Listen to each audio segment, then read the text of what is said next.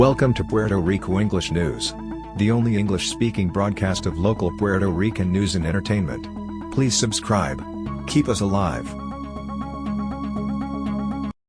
San Juan, Puerto Rico, a man was shot after unknown assailants opened fire on the vehicle on a journey near the exit to Isla Avenue towards Villa Palmeras in Santurce. He was being transported to a hotel early Thursday morning, along with two other people in an Uber service car. The man, who suffered 2 gunshot wounds, is receiving care at the medical center in Rio Piedras. 2 other people in the car were not reported as injured. This was reported Thursday, September 30th at 4 p.m. Rio Piedras, Puerto Rico, a man was killed yesterday afternoon, Thursday, September 30th, in the middle of a shootout in front of the La Placida business on Padres Capuchinos Street, police reported. The police reported that some men arrived at the scene and shot a group of people who were in the establishment. 1 man was murdered and 2 other people are injured in the shooting. Cape Puerto Rico, the police were alerted to a shooting at the gas station at 10:12 a.m. Thursday, September 30th. Jesus Omar Rivera Garcia, 33, died after unknown persons shot him while he was adding fuel to his car. Investigators found 2 firearms inside his vehicle. Mayagüez, Puerto Rico, the Mayagüez court set a global bond of $12 million for 17 complaints from the authorities against 5 men linked to the wave of violence that affects Mayagüez and the western area of Puerto Rico, the police reported. Friday, October 1st, bail was set at $12 million against 5 defendants linked to several murders in Mayagüez. A judge issued arrest warrants for 2 who were reported in absentia and remain at large.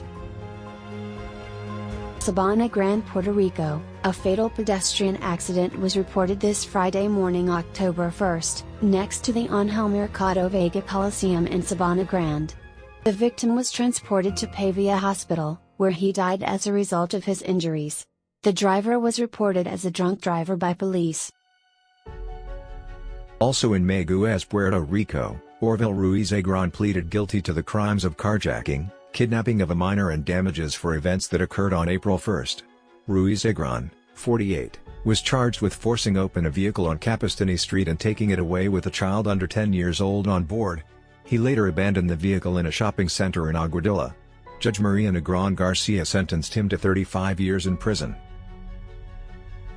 The Institute of Forensic Sciences, ICF, completed the toxicological analysis of the 2-year-old boy, Kendriel Hernandez Candela, who is presumed to have died of cocaine poisoning.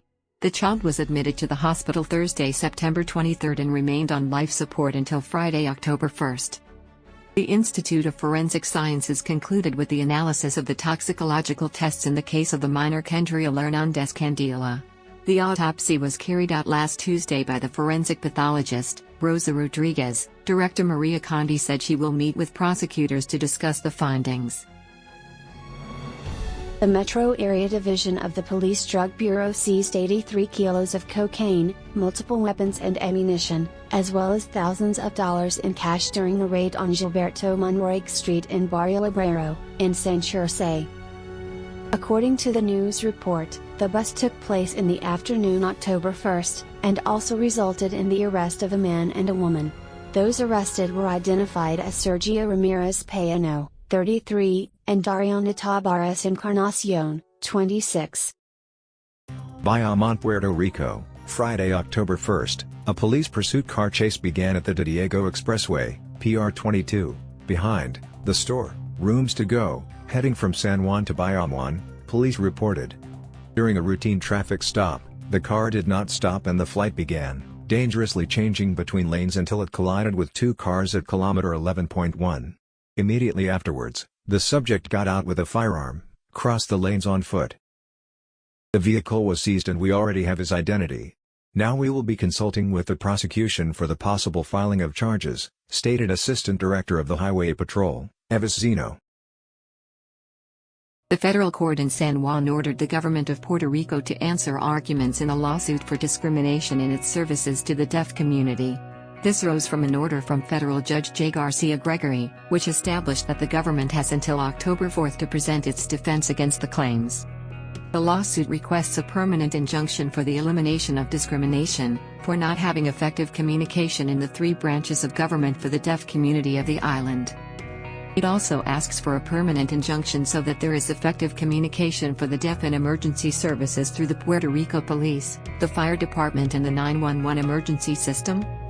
It argues that the government discriminated against the plaintiffs by failing to provide them with sign language interpreters in various agencies of the executive branch, in state courts, and the Puerto Rico Capitol.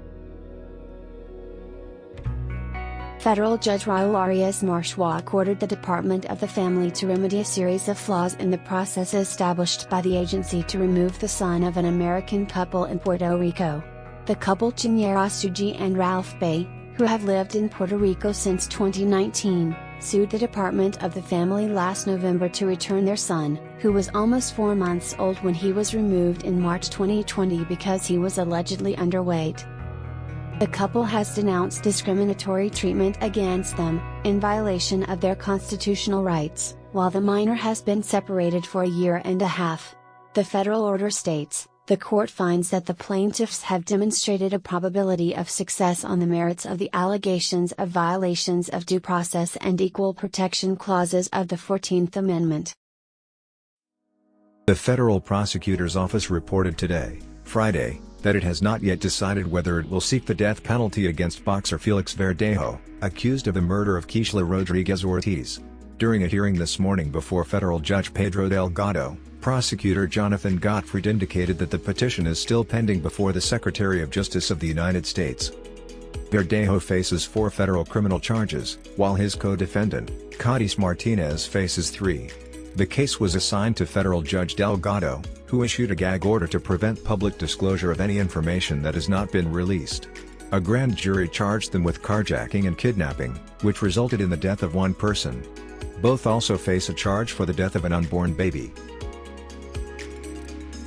In other court news, the prosecutors in charge of the case against Jensen Medina Cardona, accused of murdering Aurelius Mercado Rios on August 18, 2019, asked Judge Gemma Gonzalez Rodriguez to oblige both Medina Cardona and the Pretrial Services Program, PSAJ, to show certain documents and reports before passing judgment on a motion submitted by the defense that requests to modify the conditions of his supervised release. The motion seeks that he be allowed to work from Monday to Saturday, from 8 a.m. to 6 p.m., in order to generate income for the maintenance of his 3 children and other financial obligations. Jensen Medina Cardona faces a trial for the murder of Aurelius Mercado Rios, and another legal process awaits him for possessing a forged driver's license. In health news, both Puerto Rico and the United States require health professionals to be fully vaccinated against COVID-19, however, at least 2% of this population has not yet been inoculated on the island. The Department of Health reported this Saturday, October 2, 8 new deaths as a result of COVID-19, which brought the total accumulated in this line to 3,163 since the emergency began. In entertainment news, the winner of Miss Universe Puerto Rico spoke with the media about how she overcame bullying and strengthened herself with self-love to win the local pageant. Michelle Colon is confident that she can win the 6th Miss Universe crown for Puerto Rico. Thanks for watching. Please subscribe. Help us survive.